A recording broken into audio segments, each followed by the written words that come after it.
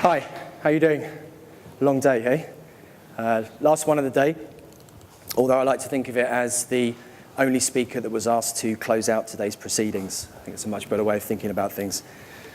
Branding is one of these words that is bandied around. It's brand this, brand that. I've thought about my brands. I love my brands. I think it's a word that causes a great deal of confusion. So what I'm going to do in this brief 20 minutes is to try and give you some idea about at least the very basics of branding. Just very, very quickly, just to set the scene on me, I work with some of the largest organizations in this region and globally, from the US, with the likes of Johns Hopkins right the way across to the Singaporean government. So, but SME is something which is very close to my heart, being an SME myself. And I was trying to think about where to begin this. This is a new presentation specifically for you guys today. And I was trying to think about an idea which really changed the way that we think about things or perceive things. And I was thinking about the telephone. Yeah, we all of us own a telephone in some way, shape or form. And at its time, it would have been regarded as a highly innovative idea. But then along comes 1,000 other products which are almost identical, that do exactly the same thing. The functionality pretty much is the same. They all nowadays receive calls, text calls, you can check Facebook, varying different sizes. It's becoming a very cluttered marketplace. And I was also thinking about apps. I'm not a huge fan of apps, but they have a place, I guess. And I was thinking about, well, one of the first apps to really have some success in the Apple Store, which was Bump. Who here has used Bump? Anyone? Okay, a few people. I didn't realize how bright the light was, actually. I can hardly see anything. This idea of bumping two technology devices together, and by doing so, sharing data. And again, the inventor of Bump would have thought, fantastic, I've got this app, yeah, and it's a really innovative idea. And then, of course, hey presto, along comes an app for everything. Everything that you can possibly conceive of, there's an app for. And you know that market penetration is at a point beyond anything you could have wildly conceived when my mum and my dad start using apps for things like gardening. Then you really know that it's taken hold. And I was looking at some recent data, and I think there's now over 1 million apps in the App Store. And if that wasn't bad enough, we've now recently, in October of this year, it was announced that the App Store, Apple Store, has had over 50 billion downloads.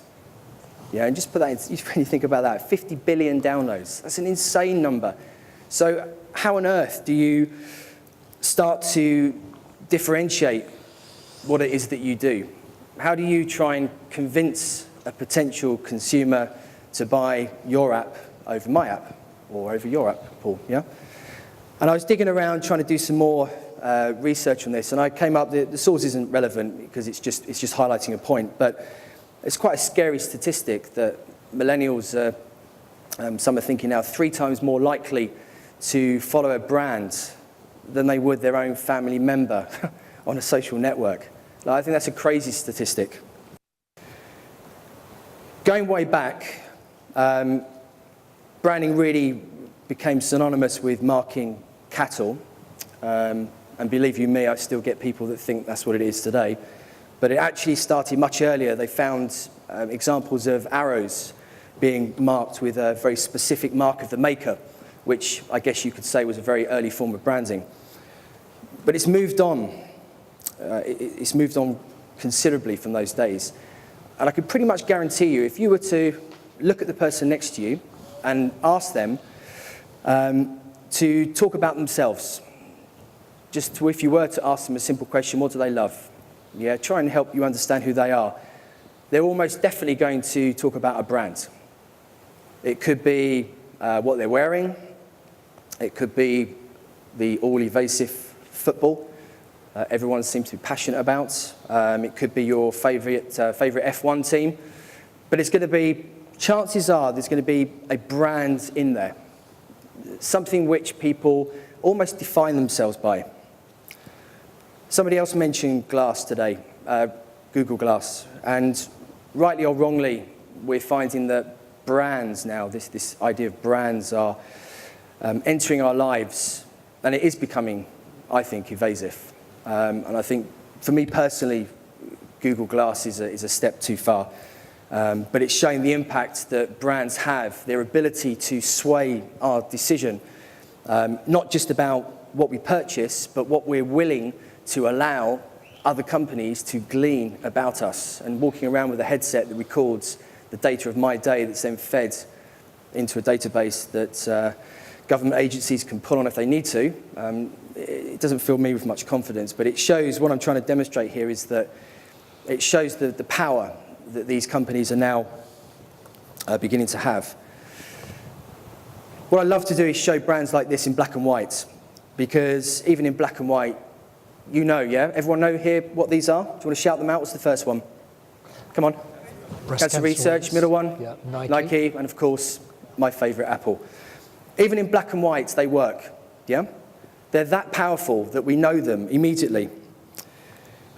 But branding is moving away from this idea of devising an icon. Call it what you will, a mark, a symbol, something which represents the business. We're moving away from that, and that's what branding is about. Branding is about really creating a story. And I think it's been mentioned a few times, actually, throughout the speakers that we had on today. But it's about trying to create a story that people can buy into. What follows this line? What logo follows this line? Star Wars, yeah. One of the most famous, if you're from my generation, one of the most famous brands, you could argue, that's ever been created. From an idea, from a film, into a franchise. And it's seen the test of time from 1976 when it first came out, even now, the new iteration of the films. And it's something which will just go on and on. But it's a franchise, it's a brand that lives in every sense of the words. And I think that what we as consumers, we ache for is we want a hero, don't we? Yeah, we want somebody that we can connect with. In every aspect of our life, we want to look up to our father or our mother. We want people to look up to us. We want to think of a company as solving a need, a very deep-seated need that we have. And this was very eloquently captured by Apple, who came up with what seems like a very obvious 2 words, but this idea of think different. It permeated its way throughout the entire organization and still does, from the manner in which its products are designed to the manner in which its store concepts are built, the way that the user interfaces operate, the way the team responds. Every aspect of the business, from its vision right the way through to training and development, is all hinged around this idea of think different. And what this does is this allows a company to start to move from being a business, from being a company, towards being a brand. And my business partner, who's also my wife, she always corrects me and says, you know, we've got to remember there's a big difference between a company and a brand. Anybody can be a company. Yeah, you incorporate yourself, you pay your relevant fees, you launch a bank account. Here we've got an FZ, when it's an LLC. You're a business, you're a company, you're an organization. I think there's quite a massive shift that needs to happen from being here on this side to actually becoming a brand. A brand really sets you apart. It makes people stand up and notice that, hey, there's actually something different about you. One of the things that I have to deal with all the time is this idea of brand equals logo. I need a new brand. Oh, you can give me a logo. No. It's anything but logo, okay? If we go back and we think about Steve Jobs, I don't think it's the logo that made Apple what it was. I think it was the stories that Steve came up with. I think it was his famous turtleneck and jeans. It was the way that he presented. It was the unveiling of the iPad when he revealed it from very surreptitiously from an envelope. It was the unveiling of the iPod and everything else that's happened with that business. It's the stories that this particular company created. It's the store, quite an amazing store in New York, a real piece of eye candy, an amazing feat of architectural engineering. If you think back to the breast cancer, it's not really about the logo. Okay, the logo in itself is worth nothing. If I was to give you a logo, how much would you be willing to pay me for any logo? It's not worth anything, is it? It's not worth the paper it's written on. It's only once we start to bring it into three-dimensional life, once it becomes the ribbon, then suddenly the ribbon is all of a sudden something more tangible. There's still not really a story there, but immediately it's curated my interest. But it's the stories. It's the stories, it's the emotions, it's people that have either suffered from cancer or have a loved one or somebody they know that has, and it's these combined stories that unite people. It's these stories that begin to permeate its way into society, from the White House through to sporting events, through to individuals running American football, and the list just goes on and on. But this is where a brand starts to come to life. And it's almost as if we can take every element of this business and we can begin to construct a book, if you like, a small fable, a small captivating, let's almost call it a fairy story, if you like, one filled with magical wizards and witches and a happy ending, of course. And it's about the company's ability to take with it, wherever it goes, whatever social dynamic it's faced with. It's the business ability to take this book, this sacred set of instruments that reveal everything about that company on the inside. We all know this brand, yeah?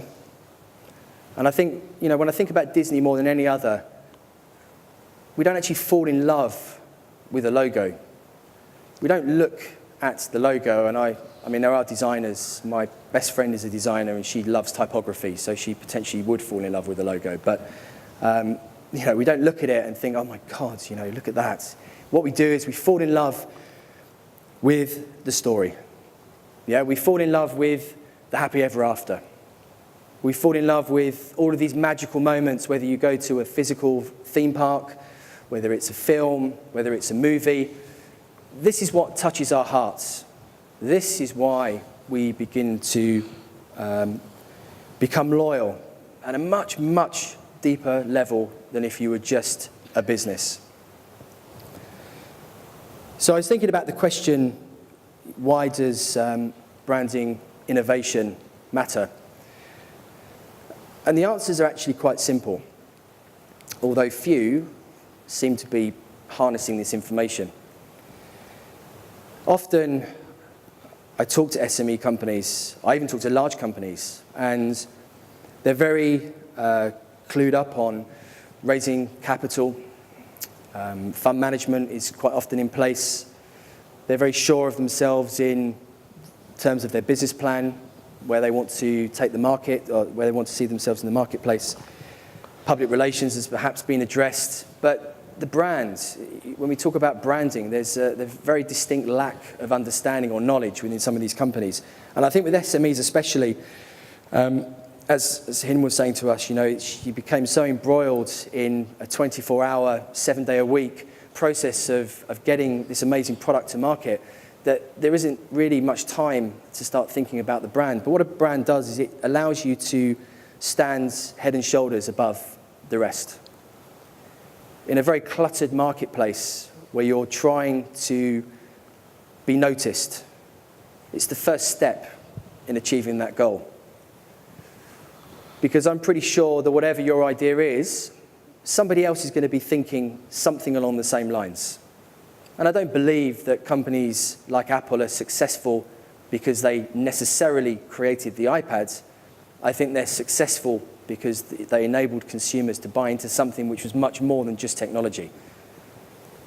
For me personally, I think that HTC is a far better platform than Apple will ever be. But I'm an Apple die-hard brand fan. and they'd have to do a lot to convince me to switch. And if you remember when they launched the iPhone 4 some years back now, and they didn't work, and yet you still had thousands of people queuing up in Covent Garden for a product that, for all intents and purposes, was... So the first thing is to help you stand head and shoulders above the rest. The second one is that powerful brands have a magnetic way of attracting people to them. It's almost as if part of your sales ritual, part of your business development drive is done for you. If we can attract consumers to us, it makes our job so much easier. You know, I have to sell all the time. I run a business myself. I know only too well what it's like to have to get out there and sell, and it's difficult saying the same thing over and over again. If I was in the position where we were a global entity like Apple, I just have people queuing at the door. What a great position to be in. Are you all clear what this picture is? Yeah, Avatar? It's an amazing moment when man sort of connected with nature. This is a good brand is exceptional at doing this. It's the way of connecting itself with culture. It's a way of connecting itself at an incredibly deep level with a consumer. And if we think back to what I'm just going to use the phrase olden days, but in my country, England, and in many others, people would go into battle behind an emblem, behind a brand, behind something which they felt they were willing to live and die for. It might have been an ideal, but even so, it was this rallying call to action. And people become crazy when it becomes, when we start thinking about branding. Football, who's into football? Everyone support a team in some way, shape or form? Yeah, a few of us. I mean, I've got friends who are die hard when it comes to football, almost to the point of aggression. If I dare to question them about it, it gets quite nasty. Formula One, think how much money is spent. I'm quite an F1 fan. Think how much money is spent in Formula One. Millions and millions and millions of pounds.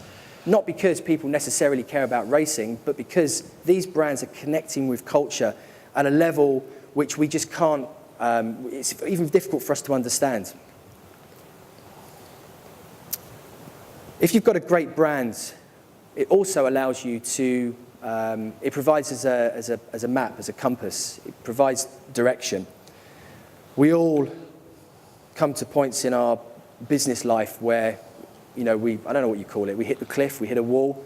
The recent economic crash in 2008.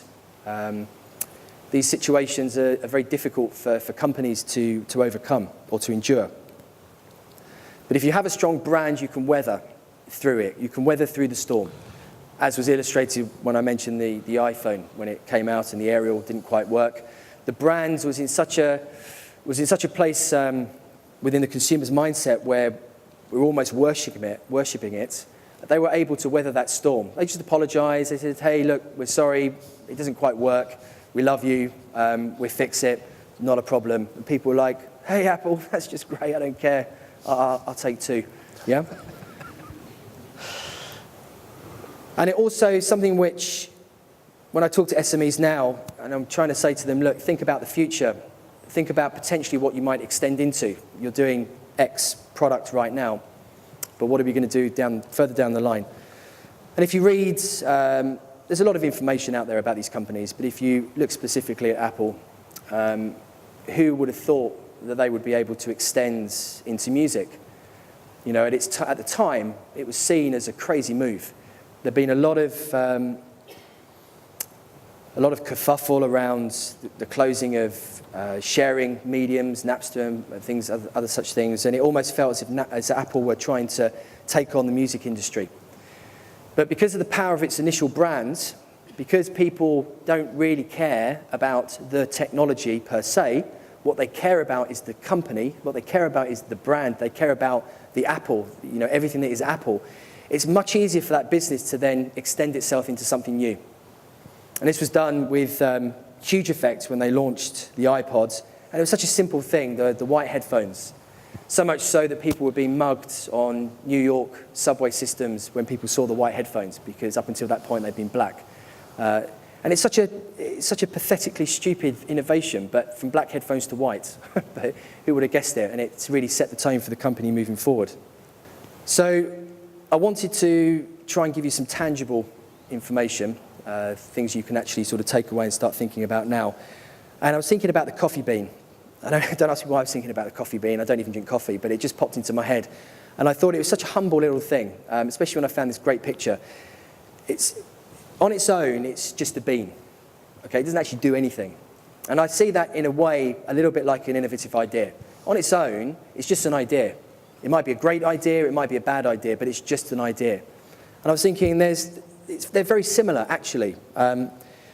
What coffee was exceptional at doing, what Mr. Coffee realized, was that if he could create a social vehicle to take Mr. Bean to market, we would have something that could quite literally shape the way that we interact as human beings.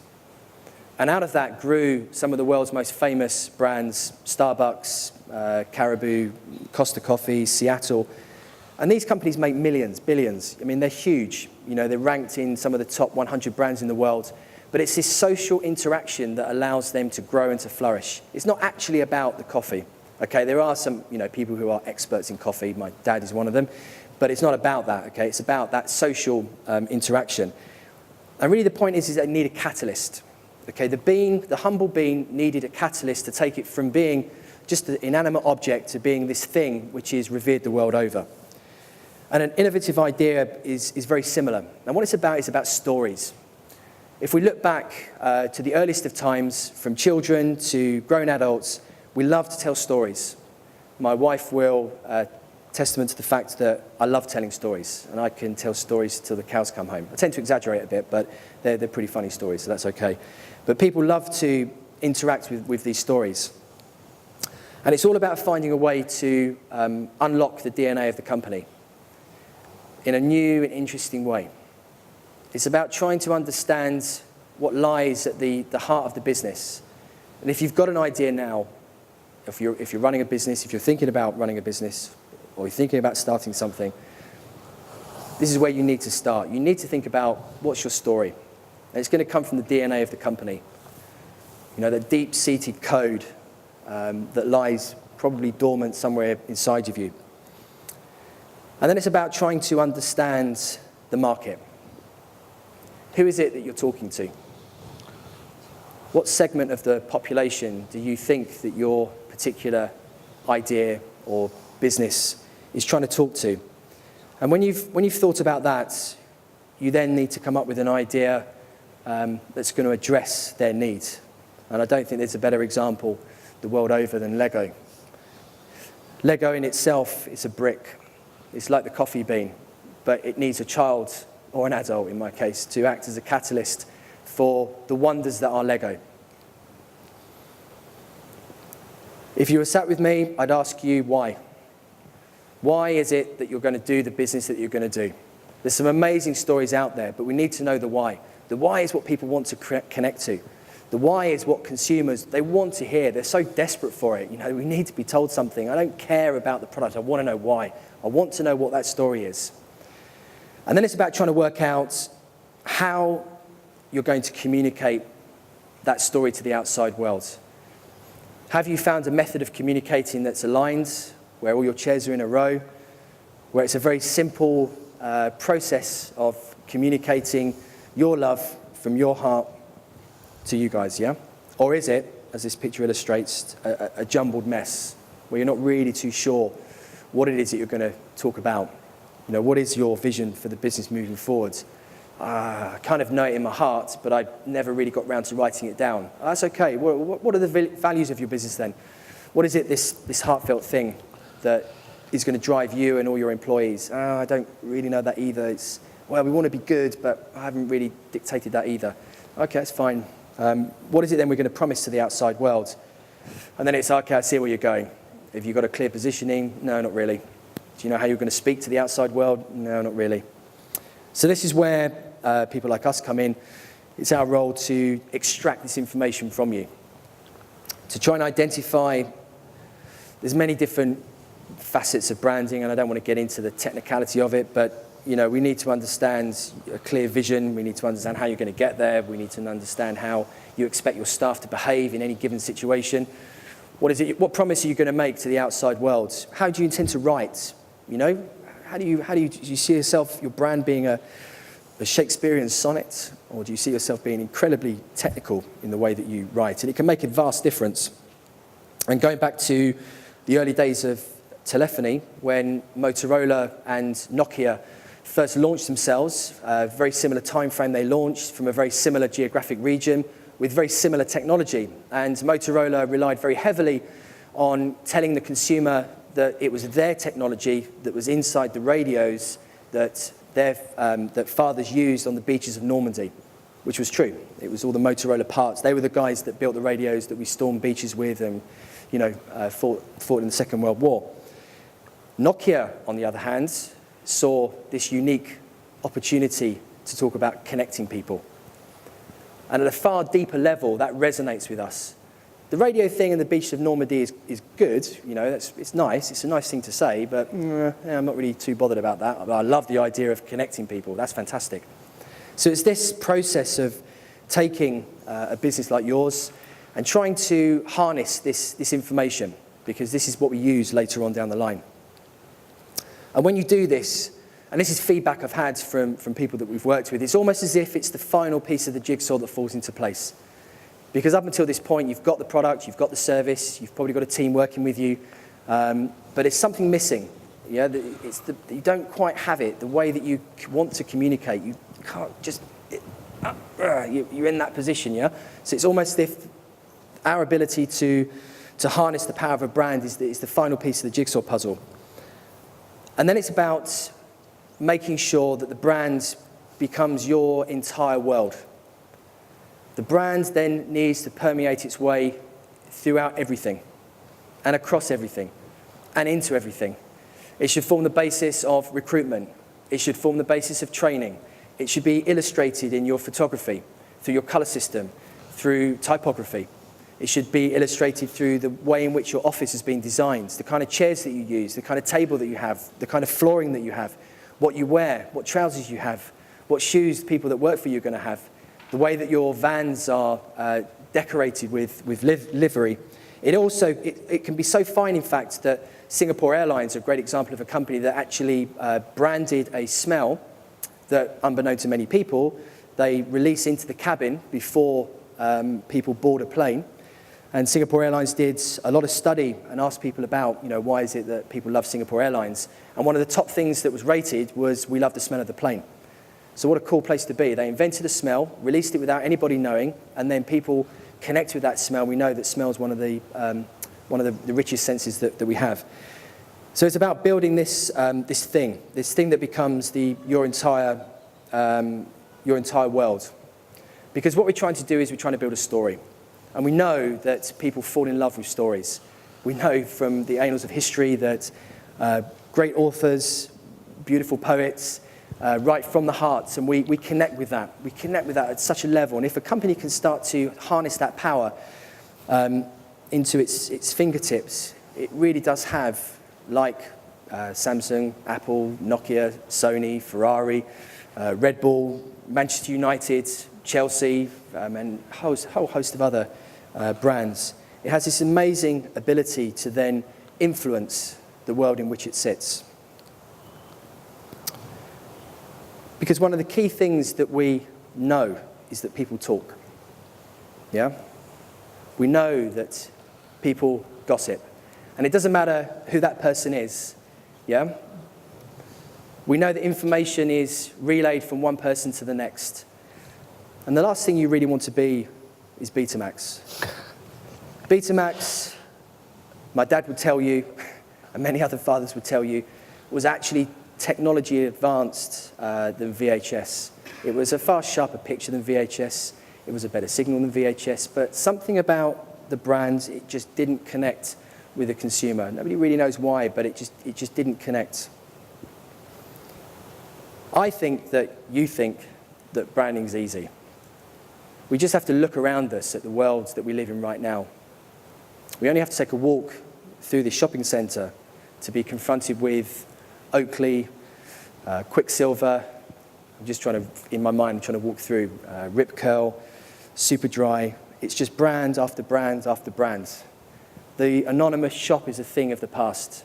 And we'll make our purchasing decisions based on the power of that brand to influence our lives at that particular moment. But it's anything but easy. It takes an incredible amount of work and dedication and belief to get you to shift from being a company to being a brand. And really just to finish out, I was trying to think of a way that I could illustrate what it is that we were trying to say. And I just stumbled across this image, which I was like, this is it. This is what I'm trying to say.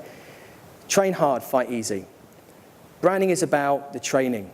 Branding is about researching. It's about interviewing key people within the business. It's about understanding your business plan, understanding your primary objectives, trying to understand your strategic goals now and in the future, your plans for merger, acquisition, your plan even for exit, workshops, team interaction, planning, immersion sessions. It's all of this incredible work that gets to the point where the strategy is developed, and that might take time, and it might be a painful process. It involves everyone in the business buying into it, but it makes the fight so much easier if you can get that bit right, and if you can document it, and document it in such a way that you create a story that will have a powerful, lasting effect on the consumer, then you've just differentiated your idea from the competition. Thank you. Thank you.